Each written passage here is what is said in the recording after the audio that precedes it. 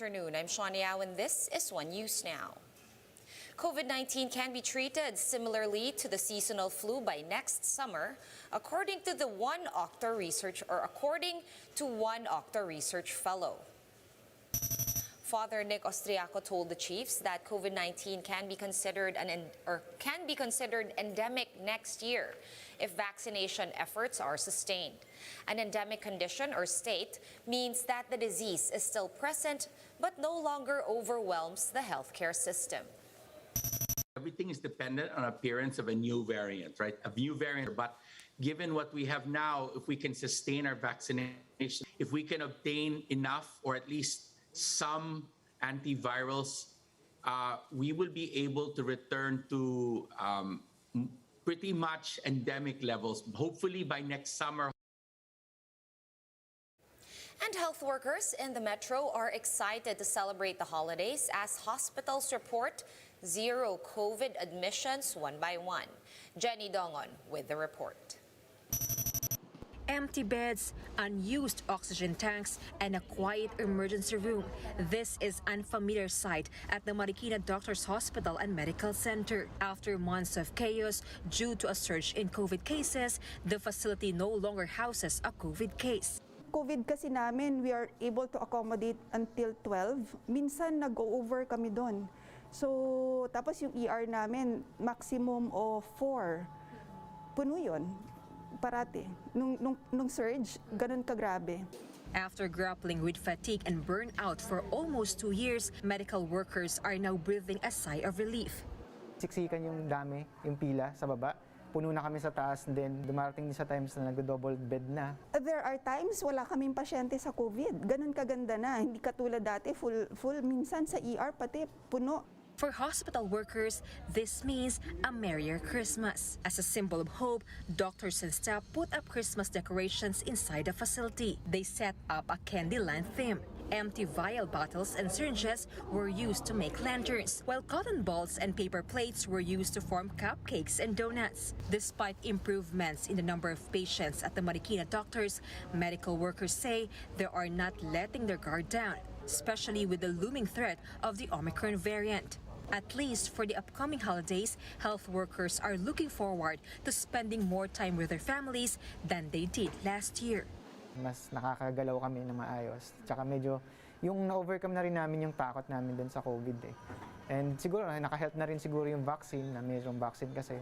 Kaya medyo mas mas nakakagalaw ng maayos. So sa New Year, yung medyo nilulook forward talaga nila na magsama-sama kaming lahat. The National Kidney Transplant Institute and the Makati Medical Center have also reported zero new COVID admissions since Friday. For News 5, Jenny Dongon, we are One News. And the Supreme Court has yet to release its decision on the anti-terror law. To tell us more, Marlene Alcaide joins us live from Manila. Marlene, hello. What's the latest on the SC ruling with regard to the anti-terror law? Yes, Sean, the Supreme Court has reached a decision on the constitutionality of the controversial anti-terror law, but it has yet to release the final ruling.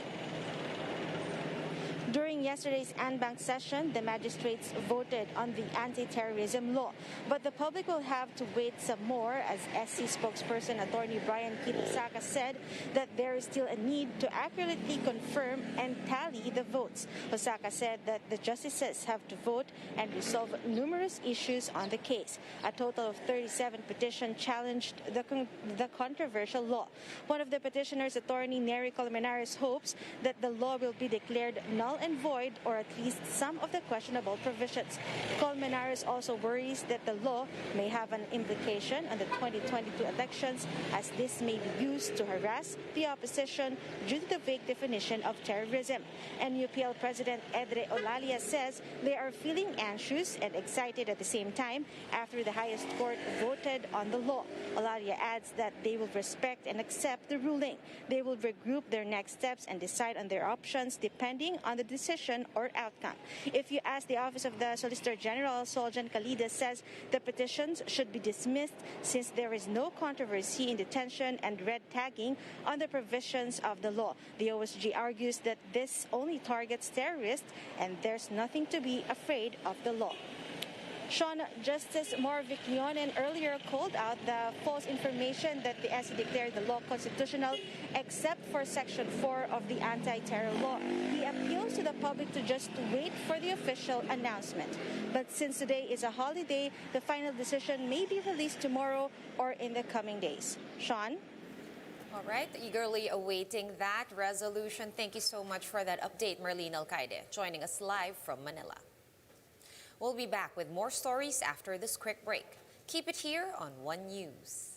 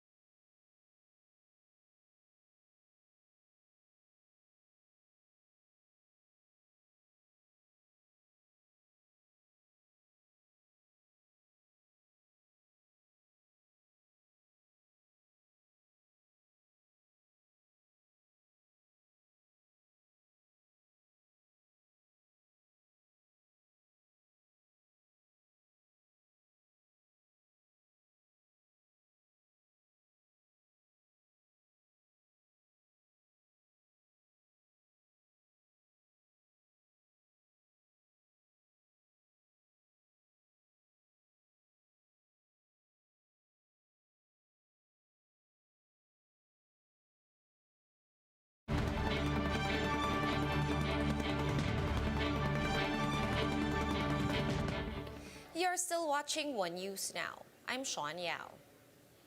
The Philippine economy is already showing signs of recovery, prompting the World Bank to upgrade its growth outlook on the country this year. Mobile journalist Pamela Vasquez with the report.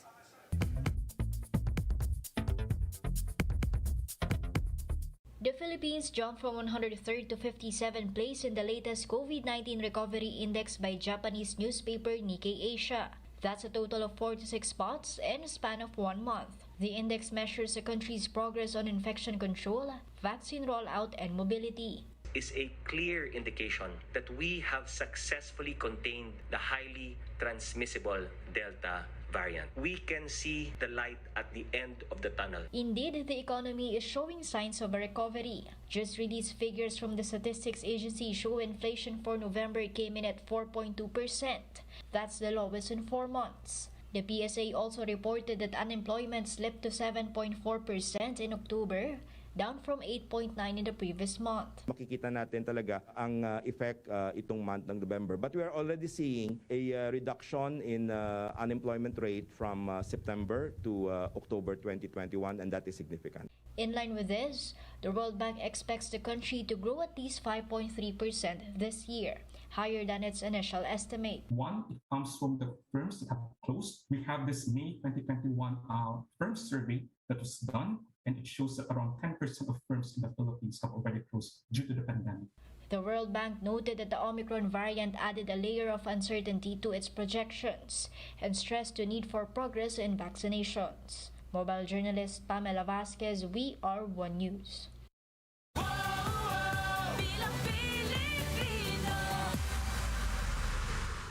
Let's check in on some election-related stories we're watching today. The Bongbong-Sara tandem kicked off their Metro Manila caravan in Quezon City today.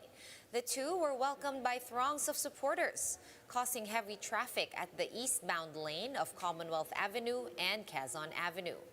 Motorists heading to major thoroughfares in Quezon City are being advised to take alternate routes in order to avoid congestion in the area. Davao City mayoral candidate Roy Lopez insists that the Dutertes left a bad legacy in the city. In an interview with All Politics is Local, Lopez said the Dutertes normalized killing, corruption, and abuse of power. He adds that it is time for the president to retire from politics. Recall that Roy's father, former Mayor Elias Lopez, introduced Duterte to politics back in 1987. The younger Lopez will now be facing off with presidential son Baste Duterte for the mayoral post. Here's a quick look at today's other top stories. The health department says that 7 returning OFWs who arrived from South Africa are still missing. They are part of the 253 individuals being monitored for the Omicron COVID variant.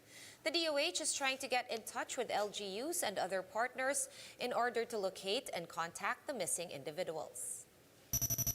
The Philippine Bar Association is offering free legal services to media organizations and journalists targeted by lawsuits. This comes on the back of libel suits filed by Energy Secretary Alfonso Cusi and Davao businessman Dennis Uy in connection to the controversial Malampaya deal. And the PBA Governor's Cup kicks off today at the Inares Sports Arena in Pasig. The new conference opens with a doubleheader between Alaska and Northport at 3 p.m., followed by NLEX versus San Miguel at 6 p.m. PBA Commissioner Willie Marshall says that fans may be able to watch the games live by next week. For more updates, visit News 5, The Philippine Star, and Business World online. Visit our website, onenews.ph, for more in-depth analysis. You can also catch One News on the Signal Play app. Register for a free account at www.signalplay.com and stream One News live anytime, anywhere. Masks on, wash hands, and stay safe, Philippines. I am Sean Yao. We are One News.